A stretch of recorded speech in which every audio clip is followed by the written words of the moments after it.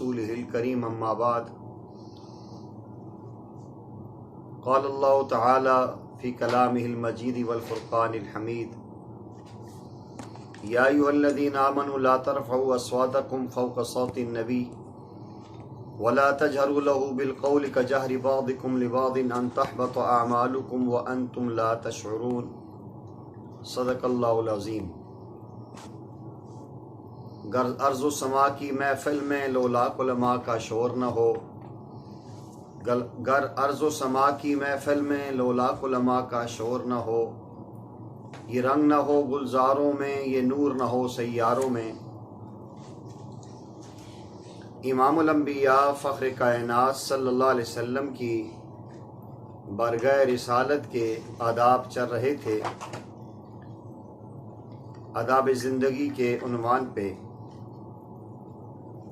कुरान करीम की चंद मिसालों से हम इसको समझेंगे कि अल्लाह जल्ल जलालुहू ने ख़ुद अपने कलाम इलाही फ़ुरक़ान हमीद में इमामुल अंबिया सल्लल्लाहु अलैहि वसल्लम की बारगाह का, आपकी महफ़िल का कितने अदब का ख्याल रखे और उसका हुक्म दिया है। सूरह हुजरात की आयत नंबर 2 में अल्लाह जल्ल जलालुहू फरमाते हैं, या अय्युहल्लज़ीना आमनू ला तरफ़ऊ अस्वातकुम फ़ौक़ सौतिन नबी, अहले ईमान अपनी आवाज़ें बुलंद न करो इमामुल अंबिया सल्लल्लाहु अलैहि वसल्लम की आवाज़ पर।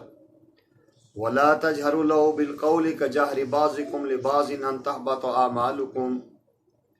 और न ही उनसे इस तरह बात करो जिस तरह आपस में एक दूसरे से ज़ोर से बोलते हो। ऐसा करोगे अन तहबत अअमालुकुम व अंतुम ला तशऊरून, तुम्हारे आमाल बर्बाद हो जाएंगे और तुम्हें इसका शऊर भी नहीं होगा। तो इस आयत के ज़ैल में अल्लामा शबीर अहमद उस्मानी रहमतुल्लाह अलैह फरमाते हैं कि इस आयत में अल्लाह जल्ल जलालुहू अहले ईमान को ये हुक्म देते हैं कि नबी करीम सल्लल्लाहु अलैहि वसल्लम की मजलिस में अदब और एहतराम के साथ धीमी आवाज़ में गुफ्तगू करो। आपकी आवाज़ों पे आपकी आवाज़ बुलंद न हो,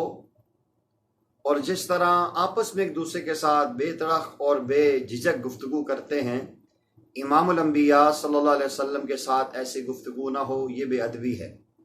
और जिस तरह एक दूसरे को नाम लेकर पुकारते हैं, इस तरह प्यारे आका सल्लल्लाहु अलैहि वसल्लम अगर मौजूद हैं, उनके सामने इस अंदाज में नाम लेना ये बेवकूफ़ाना और बेअदबी करने वालों का शेवा हो सकता है। उशाक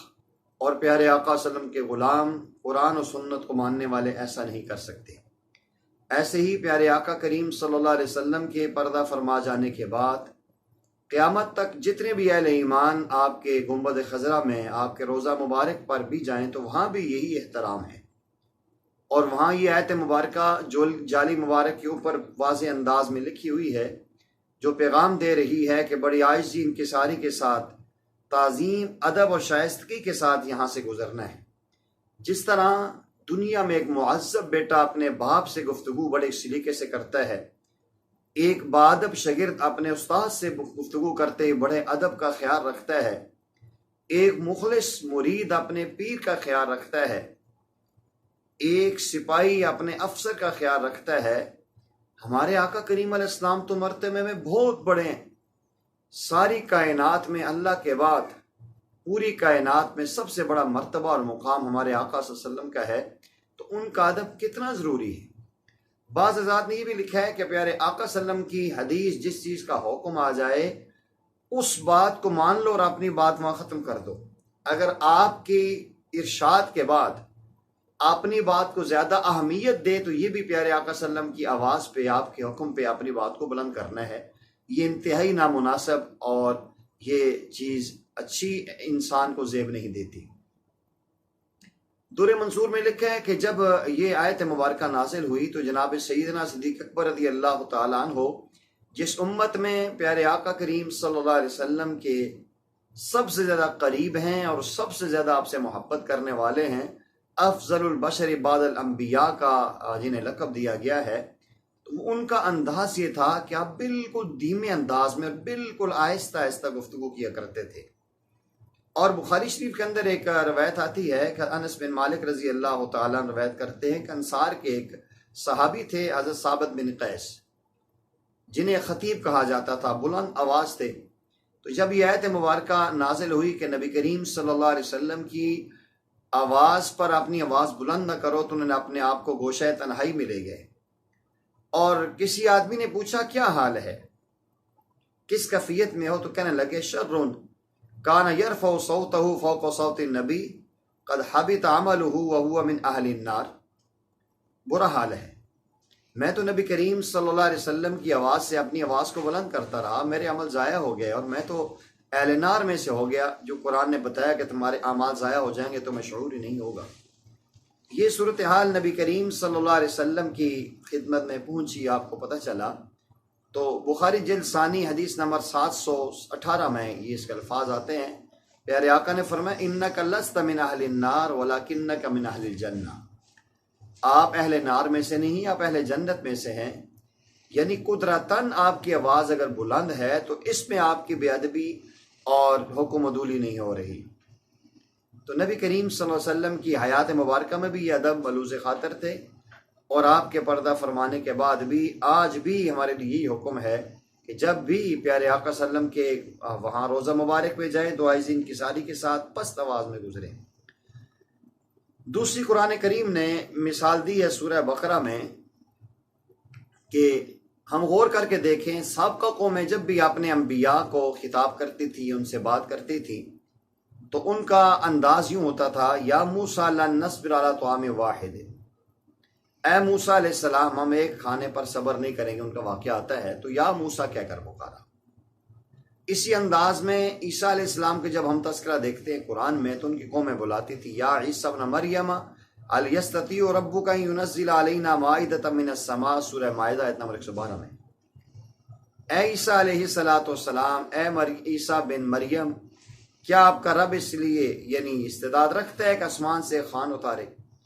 تو اس طرح آپ غور کریں یا داؤد انا جعلنا کا خلیفہ، جس طرح بھی خطاب اللہ کی طرف سے ہوا تو تب بھی اس انداز میں کہا یا آدم اسکن انت وزوجک الجنہ، اللہ جل جلالہ نے بھی اسی لفظ سے بلایا، اور ان کی قومیں اور امتیں بھی انبیاء سابقین کو یوں ہی بلایا کرتی تھی۔ لیکن جب پیارے آقا کریم صلی اللہ علیہ وسلم کی باری آئی تو قرآن نے ایک تو یہ کہا کہ لا تجعلوا دعاء الرسول کا بینکم کا دعائی بعضکم بعضا، تم رسول اللہ صلی اللہ علیہ وسلم کو اس طرح نہ پکارا کرو جس طرح تم ایک دوسرے کو پکارتے ہو۔ تو قربان جائیں صحابہ کرام کی عظمت پہ، عشق پہ، سبحان اللہ، کیا عظمتیں اور کیا شان تھی۔ علامہ اقبال نے کہا تھا طرف شانی نے تیرے قطروں کو دریا کر دیا، آنکھوں کو بینا دل کو روشن کر دیا، جو نہ تیرا پر اوروں کی ہادی بن گئے، وہ کیا نظر تھی جس نے مردوں کو مسیحا کر دیا۔ تو صحابہ نے پیارے آقا کو جب بھی بلایا تو یا حبیب اللہ، یا رسول اللہ، یا نبی اللہ، یہ بھی کہتے اور ساتھ کہتے یا نبی اللہ فدا کا بھی و امی، اے اللہ کے نبی، اے اللہ کے حبیب، اے اللہ کے رسول، ہمارے ماں باپ آپ پہ قربان ہوں۔ یہ عظمتیں اور یہ شان اور یہ ادب صحابہ کرام نے ہمیں دکھلایا ہے اپنے عمل سے۔ قرآن کریم کی ایک تیسری آیت مبارکہ میں اللہ جل جلالہ فرماتے ہیں یا ایھا الذین آمنوا اذا ناجیتم الرسول فقدموا بین یدی نجواکم صدقہ، پارہ 28 سورہ مجادلہ آیت نمبر 12 میں اللہ جل جلالہ فرماتے ہیں کہ اہل ایمان جب تم رسول اللہ صلی اللہ علیہ وسلم سے تنہائی میں کوئی بات کرو، تنہائی میں صدگوشی کرنا چاہو تو اس سے پہلے تم صدقہ کرو۔ اس آیت کا شان نزول یہ ہے کہ منافقین مدینہ نے پیارے آقا کریم صلی اللہ علیہ وسلم کے صحابہ کرام کے سامنے اپنے بڑھائی ظاہر کرنے کے لیے آپ کے کان میں آ کے سرگوشی کرتے، اور ان کے سامنے یہ بات آ جاتی کہ یہ لوگ رسول انور صلی اللہ علیہ وسلم کے بڑے مقربین ہیں۔ تو جب یہ آیت مبارکہ نازل ہوئی تو منافقین تو بخیل تھے، انہوں نے وہ صدقہ کرنا چھوڑ دیا کہ جب بھی آپ نے بات کرنی ہے، سرگوشی کرنی ہے تو صدقہ کر کے آئیں۔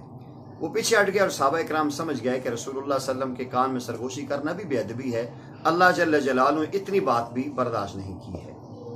قرآن کریم کی سورہ حجرات میں اللہ جل جلالہ فرماتے ہیں، چوتھی آیت مبارکہ، قرآن کا حوالہ، یا ایھا الذین آمنوا لا تقدموا بین یدی نجواکم بین یدی اللہ ورسولہ، اے ایمان والو اللہ اور اس کے رسول کے آگے نہ بڑھا کرو۔ اللہ رب العزت کی سچی فرما برداری اور اس کے رسول صلی اللہ علیہ وسلم کی سچی فرما برداری اس میں مضمر ہے کہ اللہ رسول کے پیچھے چلنا ہے، ان سے آگے نہیں جانا۔ تو اس آیت مبارکہ میں بھی امت مسلمہ کو برگاہ رسالت کا یہ ادب سکھایا گیا اور تعلیم دی گئی ہے۔ کیونکہ صحابہ کرام حضور انور صلی اللہ علیہ وسلم کے صحبت یافتہ تھے، لہٰذا انہوں نے دلوں کے تقوی کے ساتھ رسول اللہ صلی اللہ علیہ وسلم کی عزت و احترام اور تکریم کی۔ آخری بات عرض کرتا ہوں کہ قرآن کریم میں اللہ جل جلالہ نے صحابہ کرام کے بارے میں کیا کہا ہے؟ فرمایا اولئک الذین امتحن اللہ قلوبهم للتقوی لہم مغفرۃ واجر عظیم، سورہ حجرات آیت نمبر 3، کہ یہ وہی لوگ ہیں جن کے دلوں کا ہم نے تقوی کا امتحان لیا ہے، ہم نے خوب جانچ کا ان کو منتخب کیا ہے تقوی کے لیے، اور ان کے لیے مغفرت اور ان کے لیے بخشش کا اعلان ہے۔ قرآن کریم کے ایک دوسرے مقام میں فرمایا وَقَانُوا حَقَّ بِهَا وَأَهْلَهَا، وہ اس تقوی اور بخشش کے اہل تھے۔ یہ حضور انور صلی اللہ علیہ وسلم کی ادب، احترام اور عقیدت سے اللہ تعالیٰ نے صحابہ کرام کو یہ شان و مرتبہ دیا۔ سامعین گرامی قدر، ہم بھی آج سے عزم کریں، الحمدللہ ہم رسول اللہ صلی اللہ علیہ وسلم کے غلام ہیں، بارگاہ الوہیت کا بھی ادب ہے اور بارگاہ رسالت کا بھی ادب ہے۔ آپ کی حیات مبارکہ بھی ادب رکھنا ہے، آپ کی تعلیمات کا بھی احترام کرنا ہے، آپ کے ساتھ جس چیز کی نسبت ہے اس کا بھی احترام ہمارے ساتھ لازم ہے، اس لیے کہ بعد با نصیب بے ادب بے نصیب۔ اللہ جل جلالہ اس کا ہمیں خیال رکھنے کی توفیق عطا فرمائے۔ انشاءاللہ نیکسٹ ویڈیو میں صحابہ کرام کے واقعات پیش کریں گے کہ ان کے نظر میں وہ کس طرح پیارے آقا صلی اللہ علیہ وسلم کے ساتھ بادب ہو کے رہا کرتے تھے۔ اللہ کریم ہمیں بادب با نصیب والی زندگی اور یہ جو ہماری اسلامی زندگی چل رہی ہے، اللہ اس کو تکمیل تک پہنچانے کی ہمیں توفیق نصیب فرمائے۔